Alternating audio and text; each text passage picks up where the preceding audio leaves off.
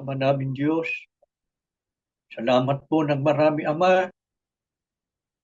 Nasapit naming muli ang pagsamba. Salamat po sa bawat pagkakatipo namin ay lagi ka naming nasusumpungan.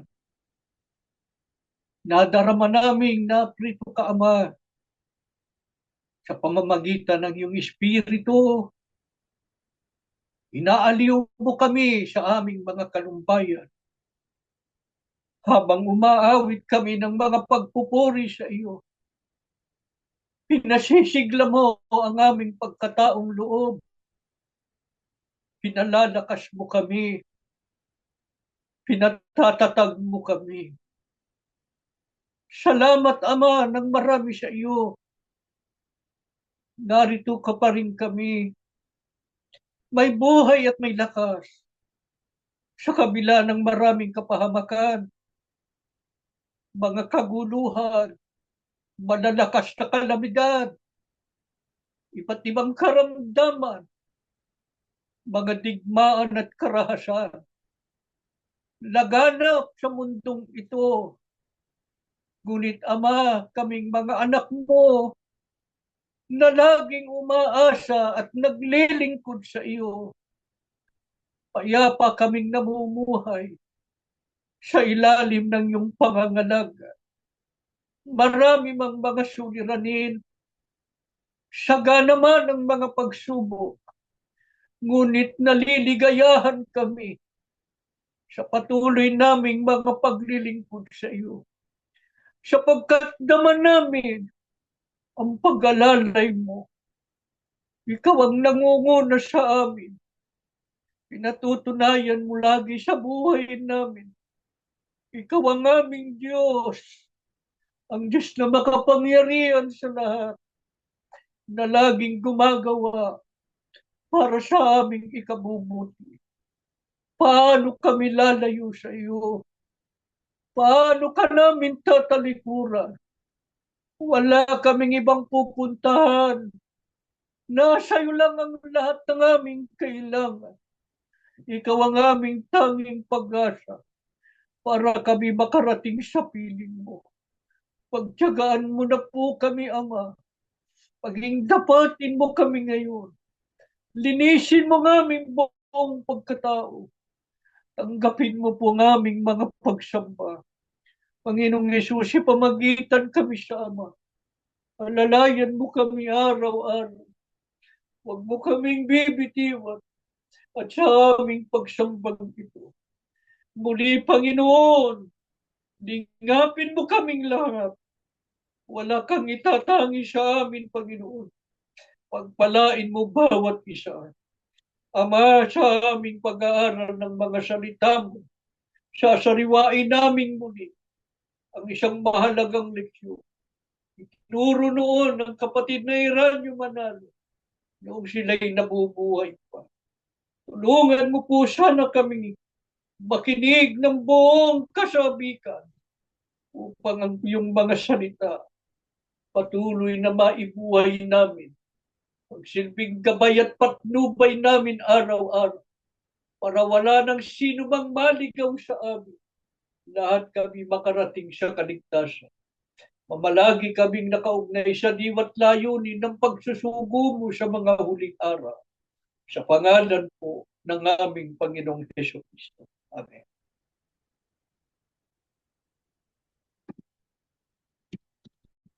Mga mahal na kapatid, marami pong mga tao sa kasalukuyan ay nabubuhay sa malabis na kahirapan. Ang suliranin ng tao sa kanyang ikabubuhay ay patuloy na lumulubha. Lalo pa nga po sa ating panahon dahil sa matinding krisis na pandaigdigan. Bunga ng mga digmaan, salot at malalakas na kalamidad. Mga kaguluhan, terorismo, at iba't iba pa. Subalit hindi natin ito dapat ipagtaka sapagkat ipinagpauna na po ito sa atin ng Biblia na ito'y magaganap sa mga huling araw na ito sa ating panahon. Gayunman, ang sumpa po ng Diyos ay para sa sanlibutan. Hindi po para sa atin na mga inirang niya. Sumasampalataya tayong lubos. Tayo po, bilang mga tunay na kaanib sa Iglesia ni Cristo, ay mapapalad na nakabilang sa mga hinirang ng Diyos. Nagtawagin niya tayo sa paglilingkod sa loob ng Iglesia. Ano po ang nakalaan sa atin? Ang basbas at pagpapala ng Diyos. Subalit, sino po sa mga hinirang niya ang pagpapalain niya ang buhay at ikinabubuhay? Kaninong buhay ang pagpapalain ng Diyos? Sa Exodo 23:25, ang sabi ng Diyos, akong Panginoon, ang siya lamang ninyong paglilingkuran. Masasaganain ko kayo sa pagkain at inumin at ilalayo sa anumang karamdaman. Napansin po ba ninyo, mga kapatid? Ang mahigpit na tagubilin ng Diyos. Ang sabi niya, akong Panginoon, ang siya lamang ninyong paglilingkuran. Siya lamang. Wala nang iba ang dapat paglingkuran. Ang Diyos po kasi, mga kapatid, ay siloso. Ayaw po niya na may kaagaw siya na pinag-uukulan ng pagsamba, pagpupuri at pagbibigay lugod. Sabi ng Diyos sa Isaiah 42:8, hindi niya ibibigay sa iba, sa tao, lalo na sa Diyos-Diyusan, ang kanyang kalwalhatian. Sa makatwid, hindi dapat batuon o babaling sa tao, sino man siya, ang pagbibigay lugod, pagpaparangal at pagpupuri. Kundi, tanging sa Diyos lamang ito dapat iukol ng tao. Paano natin dapat paglingkuran ng Diyos para tayo ay pagpalain? Ano po ang pangako niya kapag ito'y ating naisagawa? Sa Deuteronomio 10:12-13, ang sabi ng Biblia, ang gusto lang naman niya ay igalang ninyo siya. Sundin ang kanyang mga utos, ibigin siya, paglingkuran ng buong puso't kaluluwa, at tuparin ang kanyang mga bilin at tuntunin. Ano po ang dapat mapansin? Ang gusto ng Diyos ay totohanang paglilingkod. Paano yun? Buong puso't kaluluwa at tuparin ang kanyang mga bilin at tuntunin.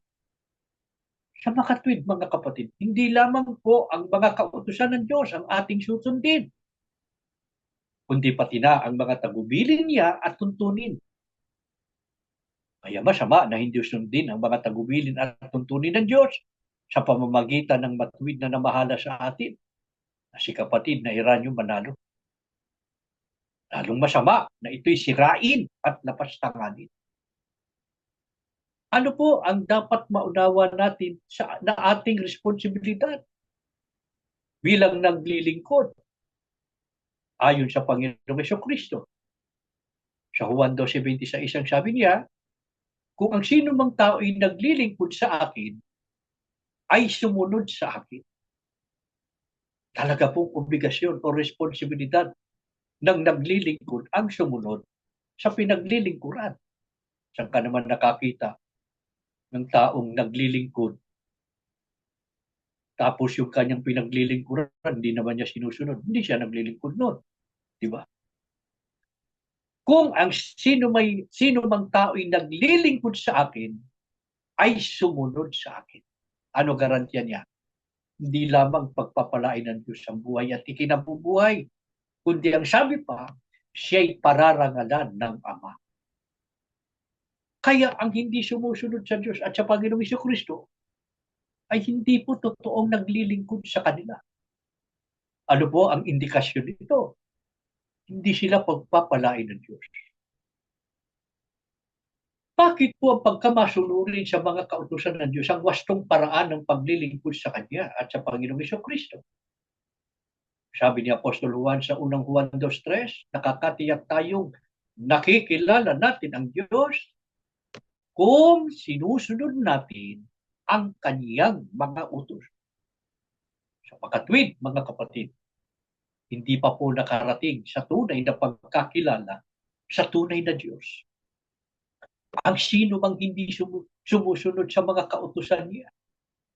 Ano ang masamang ibubunga nito? Mawawala ng kabuluhan ang mga di umano'y paglilingkod niya sa Diyos. Masasayang ang lahat ng pagpapakasakit at mga sakripisyo kung mayroong mga paglabag sa kanyang buhay at pamumuhay.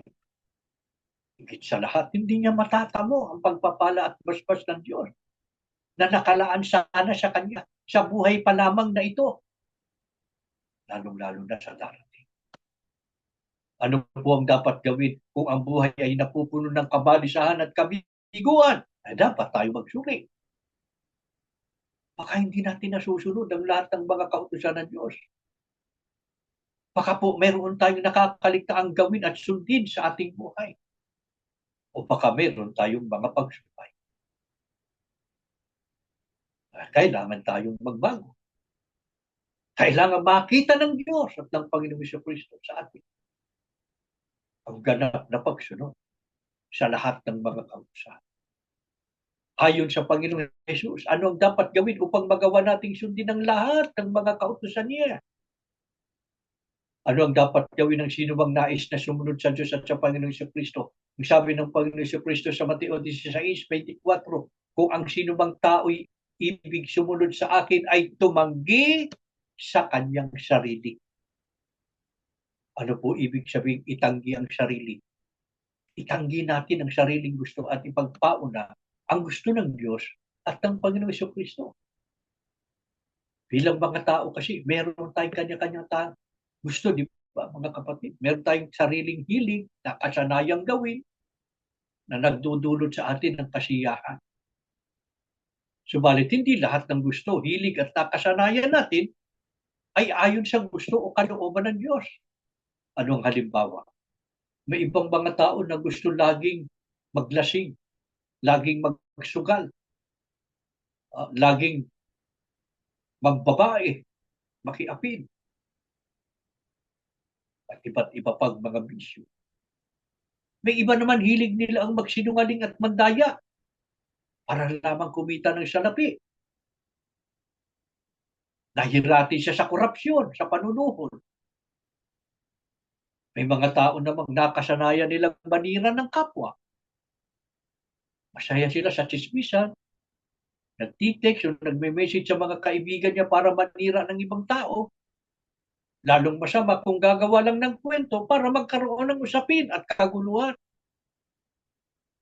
Lahat po ng ito, mga kapatid, kahit pakasiyahan ang dulot sa iba, subalit hindi naman ayon sa kalooban ng Diyos, manapay labag pa sa mga kautusan ng Diyos, hindi gagawin ng sino bang sumusunod sa Kanya, sa Diyos at kay Kristo.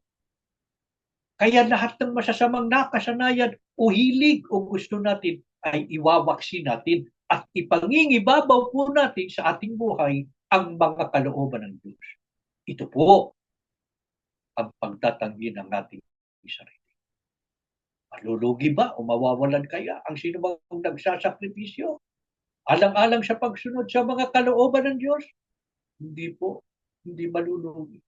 At lalong hindi mawawalan ang sino bang magsasakripisyo sa pagsunod. Sukdulang mawalan ng buhay. Bakit? Sapagkat ang sabi ni Kristo sa Mateo 16:25, ang sino bang mawalan ng kanyang buhay dahil sa akin ay makakasumpong niyaon.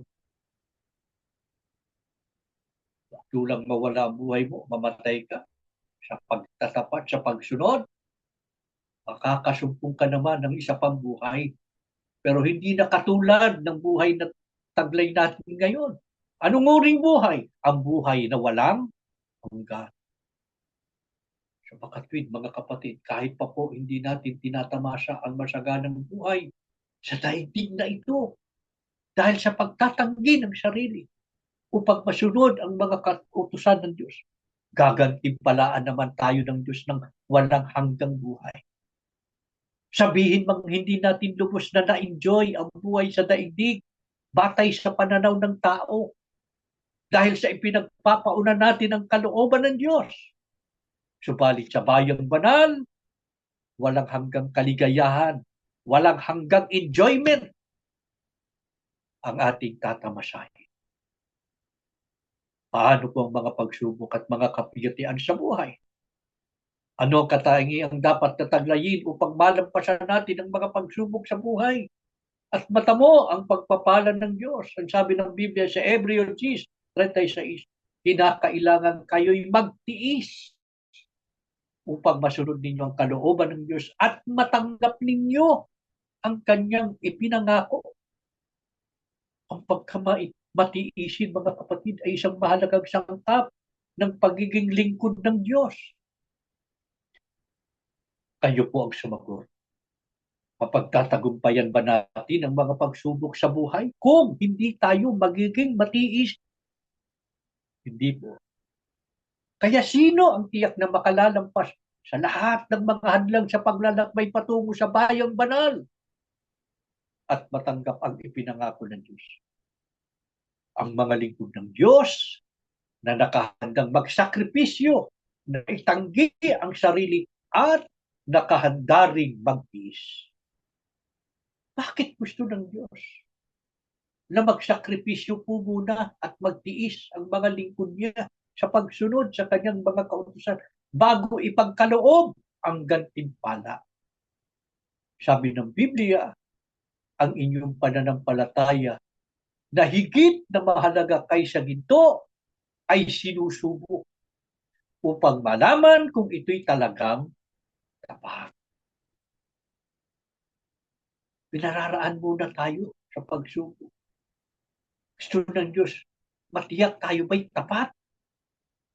Tayo ba'y karapat-dapat sa gantimpalang ipagkakaloob niya?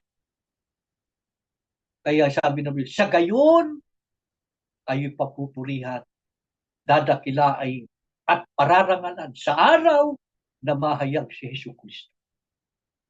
Hindi lang yung pagpapala ng Diyos sa buhay na ito. Dinararaan tayo sa pagsubok. Pinahihirapan muna tayo saka dumarating sa atin ng pagpapala. Pag-aralan natin ang ating buhay, mga kapatid. Bawat pagpapala ng Diyos sa buhay natin, meron munang dumarating sa buhay natin na pagsubok. Pero pagkatapos nun, pag nakalampas tayo, doon, marirealize natin na meron palang pagpapala ang Diyos na yun. Pagkakaloob sa atin, kaya pala niya ako pinaraan sa ganun. Higit sa lahat, bago tayo makarating sa bayang banal, sa araw ng ating Panginoong Jesucristo, sa kanyang pagbabalik, sa buhay pa lamang na ito, pinararaan na tayo sa pagsubok. Gusto ng Diyos, matiyak, tapat ba tayo sa Kanya? Ano ang nais ng Diyos na maunawa natin sa mga pagsubok at mga pagdurusa natin? Sa Deuteronomio 8:2-3, ang sabi ng Biblia, tinuruan nga kayong magpakumbaba. Ginutom niya kayo bago binigyan ng mana. Noon pa, ang mga Israelita, ganyan na ang patakaran ng Diyos. Bakit? Ginawa niya ito upang ipaunawa sa inyo na ang tao'y hindi lamang sa tinapay nabubuhay, kundi sa bawat salitang nagmumula sa bibig ng Panginoon. Alin po ba yung salitang nagmumula sa bibig ng Diyos? Yun ang mga salita niya, mga aral niya na nakasulat sa. Ano po ang ibig sabihin nito? Hindi lamang tayo nabubuhay sa daigdig upang bigyan kasiyahan ng ating sarili. Hindi. Ganyan ang pananaw ng maraming tao sa sanlibutan. Kaya wala silang pakialam kung labag ba sa kalooban ng Diyos ang kanilang ginagawa. Basta sa kanila'y nasisiyahan sila. Yun ang kanilang ginagawa. Meron pang mga nagsasabing, huwag intindihin ang sinasabi ng iba. Ang mahalagay, yung ginagawa mo'y nasisiyahan ka. Pero ang tanong, nasisiyahan ba ang Diyos? Hindi katakataka kung ganyan ang pananaw ng mga tao ng sanlibutan. Pero sa mga tunay na lingkod ng Diyos, sa panahon natin, sa mga tunay na kaanib sa Iglesia ni Kristo, hindi lamang tayo nabubuhay sa daigdig para bigyan natin ng kasiyahan ng ating sarili, kundi higit sa lahat ay bigyang lugod ng Diyos. Yan ang nalimutan ng tao, ng Diyos, ng tao. Nilalang ng Diyos ang tao para paglingkuran siya. Pero ang tayo nalayo sa Diyos, kaya itinakulang. Pero nagbigay siya ng pagkakataon. Sa bawat panahon, nagbubukod siya ng mga tao. Meron siyang gawain, pagliligtas. Na doon ang gawain, doon sa loob ng gawain yun, nagagawa ng tao ang paglilingkod sa Diyos na tinatanggap niya. Kailangan ba bigyan natin ng katuparan ang dahilan ng pagkakalalang ng Diyos sa tao. At ang dahilan ng pagtawag niya sa atin sa loob ng kanyang bayan para magbigay lugod sa Diyos. Hanggang saan itinakda ng Diyos ang ating pagbibigay luwalhati sa Kanya? Hanggang doon sa bayang banal. Doon sa bayang banal, sa kaharian ng Diyos. Walang tigil na pagpupuri, pagluluwalhati sa Diyos. Kaya niya tayo pinararaan sa pagsubok dito pa lamang sa buhay na ito. Sapagkat doon sa bayang banal, yun ang talagang gaganapin natin araw-araw. Pagpupuri sa Diyos. Kaya pinararaan tayo sa pagsubok para maging karapat-dapat na makapiling niya sa kanyang kaharian. Kaya mga kapatid, huwag tayong bibitiw. Huwag po, ano man ang mangyari. Hindi namin alam kung saan kayo naroroon at ano ang inyong mga pinagdaraanan sa buhay. Ang alam namin, lahat tayo ay nagtitiis. Unang-una na ng mahigpit na pag-uusig. Alam namin nagtitiis tayo ng mga kalumbayan, pangunahin dahil sa ating abang kalagayan. Nananayo sa tahanan ng Diyos. Kaya nga ganito ang uri ng ating mga pagsamba ngayon. Dahil hindi naman tayo makapasok sa kapilya, sa gusaling sambahan. Pagka nagugunitan natin ang mga nagdaang panahon, tayo masiglang tumutupad ng ating tungkulin sapagkat ang marami sa atin na mga nanindigan sa katwiran ay dating mga may tungkulin sa loob ng iglesia. Pag nagugunitan natin ang mga nakalipas na panahon, nalulungkot tayo. Nasasapit tayo. Dumating na ang araw na pinangako ng Diyos. Ay tutuwid niya ang lahat ng bagay sa Diyos. Huwag tayong maiinip, mga kapatid. Nababatid ng Diyos ang ating mga pagdurusa at mga hilahin. Kaya sa bawat pagsamba natin, nag-aabang siya sa ating mga panalangin para ibsan ang ating mga dalain, para palakasin ang mga nangihina, para aliwin ang mga nalulungkot, ang lawa ng ating mga puso. Alin na kayo, mga kapatid, lumapit kayo sa Ama. Sabihin na ninyo ang inyong pangangailangan. Narito siya kanina pa, naghihintay sa ating mga pagdaing.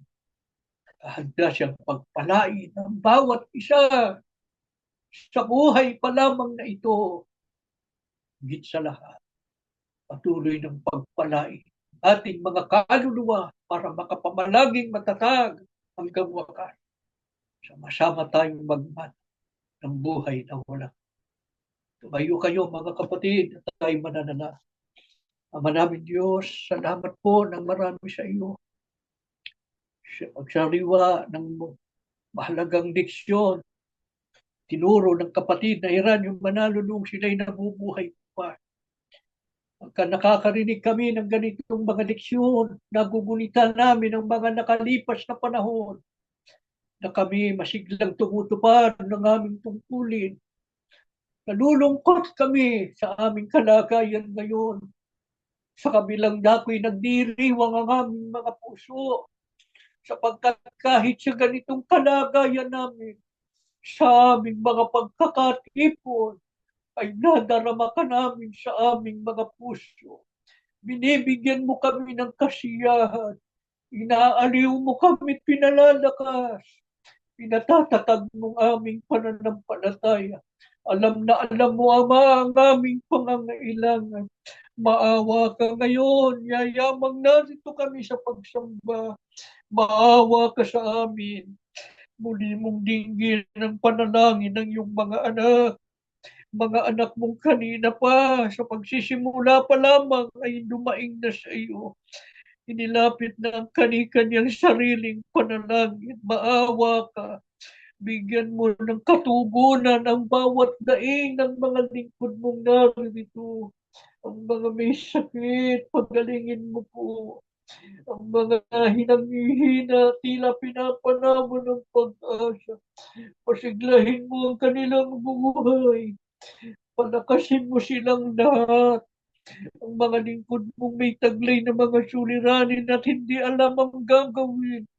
Tanglawan mo ang kanilang mga puso. Pangunahan mo sa kanilang mga paglalakbay. Lahat kami, Ama, wala na sanang maiwan sa daan ng paglalakbay. Lalo kaming maging masunurin sa iyo. Maging tapat kami sa paglilingkod sa iyo. Na ikaw lamang ang aming paglilingkuran. Hindi namin ibibigay sa iba ang pagbibigay lugod. Ikaw lamang ang aming bibigyan ng kalwalatian. Sa iyo lang kami pasasakop. Sa iyo lang kami susunod. Ikaw lamang ang bibigyan namin ng kasiyahan. Huwag mo lamang kaming pababayaan, Ama. Pag nakikita mo na kami, para tilang nahihirapan sa paglalakbay, iunat mo na ang iyong mapagpalang kamay. Alalayan mo kaming lahat para wala nang maiwan sa paglalakbay. Lahat kami makarating sa hangganan at magmana ng buhay na walang hanggan. Ang mga anak mo, problema nilang kanilang mga anak, bigyan mo ng bisat kapangyarihan sa kanilang pangunguna sa kanilang mga anak. Ang mga anak maging masunurin sa mga magulang. Kahit malalaki na ang mga anak, maunawaan ang mga anak. Pananagutan ng mga magulang na patuloy na gabayan sila at pangunahan, lalo na sa paglilingkod sa iyo. Tulungan mo po sanang maging masaya ang pagsasama ng bawat tahanan. Lahat kami sama-samang magtiis at matyagang maghintay ng araw po na muli mong isasaayos ang lahat ng bagay sa iglesia. Tulungan mo kaming lahat na patuloy na umasa sa iyong mga pangako. Panginoong Yesus, ipamagitan mo po kami sa Ama. Alalayan mo kami araw-araw, huwag mo kaming bibitiwan. Sa iyong pagbabalik, isama mo kaming lahat sa bayang banal. Tandaan mo na po kami. Tulungan mo po kaming lahat na matapos namin ang aming takbuhin. Ama, lubos ang aming pananalig. Narinig mo ang aming mga panalangin. Muli mong binasbasan ng iyong mga anak. Mababalagi ka sa buhay namin. Araw-araw, hindi mo kami pababayaan. Sa pangalan po ng aming Panginoong Heso Kristo. Amen.